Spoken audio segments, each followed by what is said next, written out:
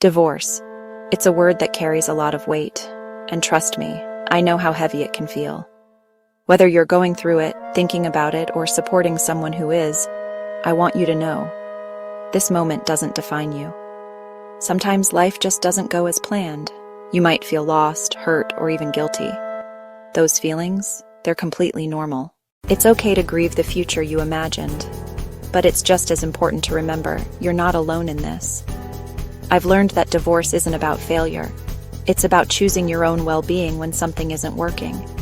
It takes courage to step away from what you know, and even more strength to imagine something better for yourself. If you're struggling with where to start, try this. Breathe. Let yourself feel.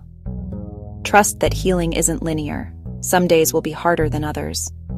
Lean on your friends, your family, or even a professional. The hardest chapters often teach us the most about ourselves.